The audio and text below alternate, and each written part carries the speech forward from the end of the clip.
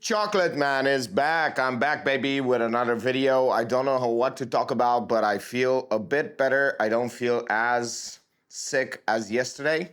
I don't feel like I'm tired. I slept quite a bit. Not enough, but quite a bit. I'm drinking some hot chocolate. That's amazing. I've also bought some nasal spray just to help with the colds. It's actually very good for the voice as well. It helps you talk better and not get a sore throat.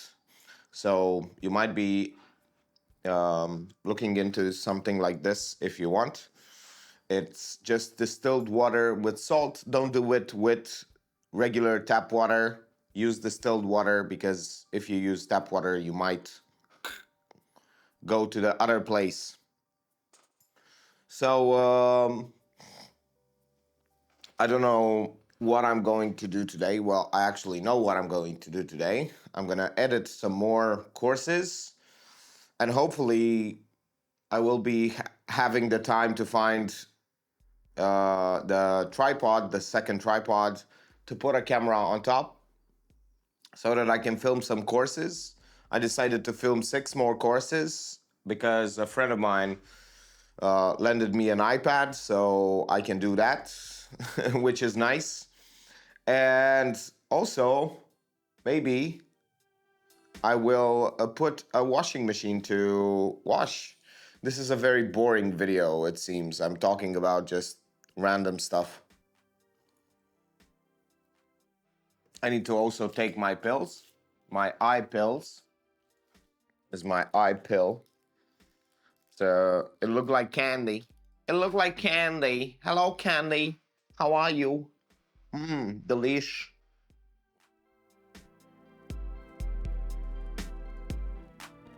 Just amazing.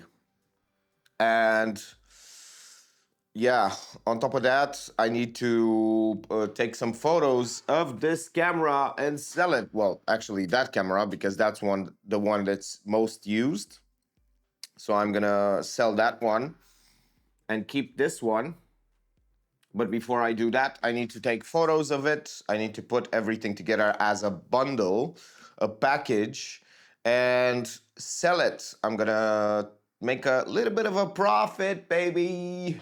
About $110 or something like that. And I'm going to get rid of some equipment as well, which is super nice to get rid of the equipment that I've been hoarding like a hoarder. So it's always nice to profit. I've been waiting for a deal for like 2 months to get a deal, and I'm also gonna sell this other camera. I'm gonna sell 2 cameras, and because I need the money. I need the money. No, I'm gonna sell for a profit as well of about $130. So that's 200 and something dollars. And it's nice to have some money available again. But I do have to. I've borrowed some money yesterday from my father to actually buy this camera, so I need to pay him back after I sell it or when I get the money. So on Tuesday, in a few days. Thankfully, probably one of these cameras will sell super, super fast. That's the whole point. I cannot wait to just be done with them. I was thinking of making some videos about this camera, but I'll be actually making a video today about this camera, that it's back, and that I've noticed that the screen issue is not only a fault of that my thing got, but all of them. Like, not all of them, but I've seen this defect on multiple videos, which is interesting. So yeah, the camera doesn't get ruined, but it's not usable anymore in that manner. Well, you can use it if you put something like over here to hold your screen, then you can use it properly. But yeah, it's difficult. So it's a bit more tricky to, because you cannot put it back into its cage. Somebody take me out of my cage. So I think that's just about it. I really do have to do a lot of things today. And it just seems like a lot of things because my mind thinks, oh, we have to do so many things. But really, we don't. As in, I don't really need to do a lot of things. It's just a few things. And I'm gonna do them. I'm gonna do them. I'm gonna do them just after I walk Sophie for about a half an hour and I train her. That's another part of my day. Another beautiful part of my day, and she cannot wait to go outside. Another beautiful day is over, and I had a lot of fun. I worked, I went to the gym, to the park to do some sports, some calisthenics. I went out with Sophie. We trained for a little bit, well, not a little bit, a lot. We trained a lot. She's exhausted. She's just over here at my beautiful feet. I don't really have beautiful feet, but it doesn't matter. So, I want to talk about the fact that ever since I started this experiment where I put a lot more energy into my words and also a lot more conviction and confidence, people have been super, like, reacting super differently to the way I speak because it has translated into my life as well. And I met with 4 people today. 2 of them reacted super positively. They were like, wow, you are so determined and so full of life. And that's how they interpreted my because they were rested, they had energy, and they were like having fun. And the other 2 persons were like super low energy. One of them was super low energy because they drank the last night, and they were hungover. They were at a reunion of 10 years since high school. And the idea was that they were a bit hungover and they were like, oh, you're so intense. But then they said, they qualified that I'm intense, but it's not my fault. They said, oh, but it's just because I'm hungover. No matter what you would have said, I would have said the same thing unless you were like as low energy as me. So they qualified that. But the other person, the 4th person, they said like, oh, you're so angry. Why are you so angry? And I was like, no, I'm not angry. And that's so frustrating when someone does this. Like they put something like, not when they say that, oh, you're angry. It's when you deny it, because now you cannot do anything. If you do lower your volume or your intensity or your whatever, your confidence or whatever it is that is making them assume that you are angry, you lose. Because if you try to prove them wrong, you prove them right by diminishing your energy levels. And if you try to prove them wrong by argumenting, by giving them arguments, then you prove them right because you are still in that state. And then your arguments are just because you are angry. You are argumentative now. You are opposing what I'm saying. And then they go down this rabbit hole where they say like, oh, you're not in touch with your emotions. You cannot feel what you are feeling inside. And you go like, but I'm not feeling angry. And then they go again, oh, but see, you're not even aware that you are angry. And I'm like, dude, it's an assumption. I'm only giving this energy and I'm denying your assumption, not my emotions. I know exactly what I'm feeling. Like, it's annoying, especially because I'm very in touch with what I feel. I'm super attuned when I'm angry. when I'm frustrated. I know what it feels like, and I know what I do.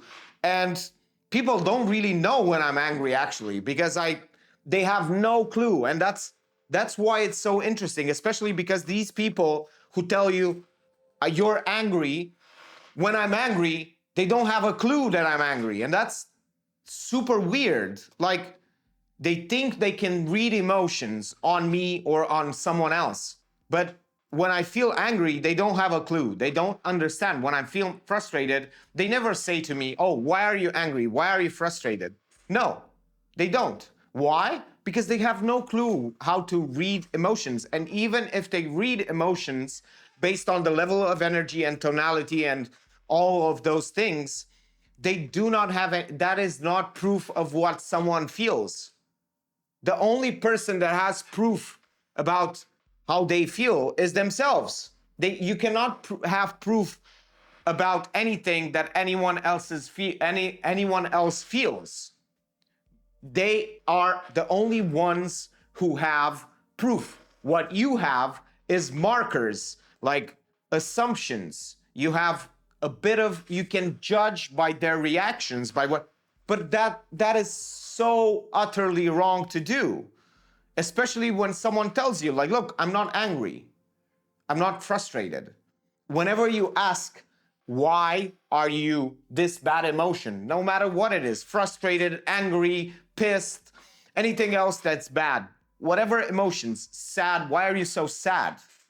No matter what it is, if it's a why and a sad and a bad emotion, it is completely and utterly impossible for that person. You've put them in a cage, and it's impossible to prove you wrong.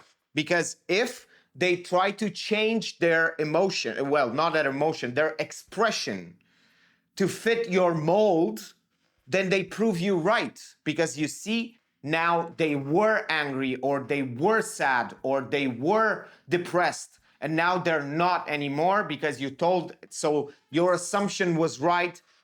So even if they tell you, like, they want to prove to you that they are not sad, and they start to smile and make jokes, and you go like, see, now you're not sad anymore because you are making jokes. And so no matter what they do, even if they cannot prove you wrong, because this is utterly impossible to prove.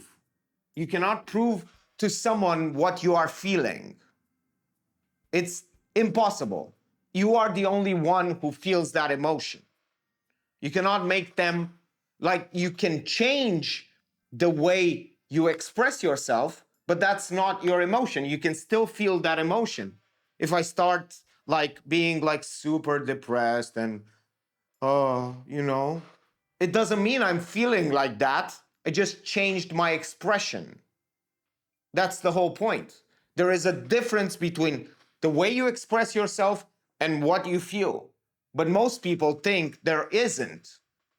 All there is their assumption.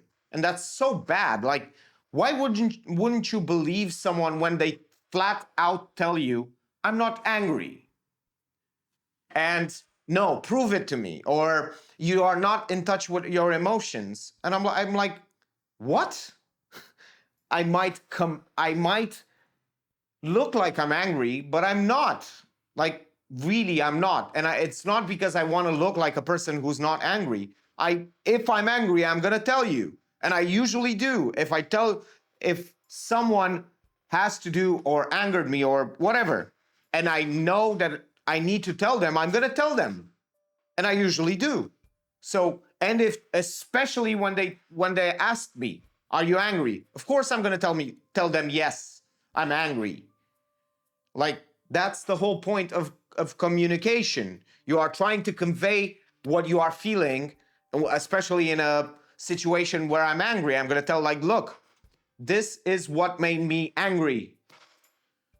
And if I don't tell them, look, I'm not angry. But no, your expression tells me that you are angry. No, it's an assumption, and that's the wrong thing and wrong mentality to have. Like, you cannot assume.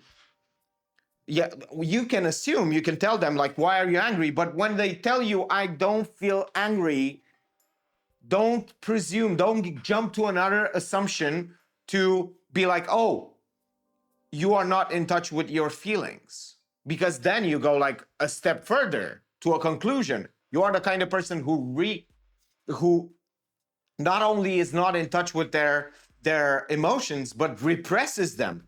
And I'm like, how did we get here?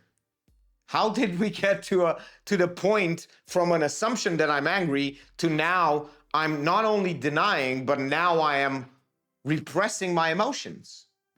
What do you mean? It's so weird. Like, because you cannot prove that person you cannot prove them wrong, no matter what you do. If you start to give arguments, they say, oh, see, you are denying it. That proves me right.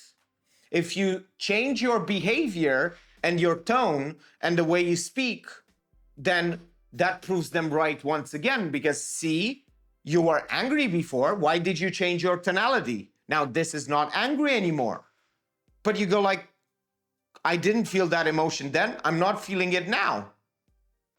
I just changed my tone and the way I speak. So your assumption was wrong. You didn't like my tone. Well, tell me you don't like my tone. Don't tell me I'm angry. That's the point. You should be a bit more specific. And yeah, it doesn't really matter because those things rarely matter. But it's fun to think about it because you can see it, and when it happens to you, you feel weird. You really feel weird because you don't feel like that. You understand your own feelings, and when someone says you're angry and you go like, no, I'm not, and then they go, see, you're angry because you deny it. And then you go like, I'm denying it because it's false. And then you see, now you're argumentative, you're being defensive about being angry. And I'm like, no, now you're making me angry. So that's the whole point. They not only can you not prove them wrong, they will insist until they pull out that anger, that emotion out of you. And that's weird. Like it's impossible for someone to prove how they are feeling. Absolutely impossible. And it's impossible for someone else to know what someone's actually feeling by just their expression. And yeah, people judge they put this cage on others without even knowing. And they believe their own assumptions more than they believe the person who has proof about what they feel. They have only assumptions. They can only have assumptions about what other people feel, and they do not understand that they cannot have proof.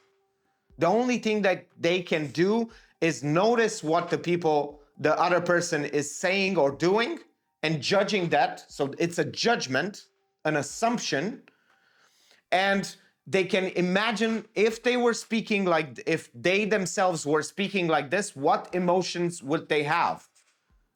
So that's the only thing they can do. It's an assumption. It's a false thing. It cannot be true.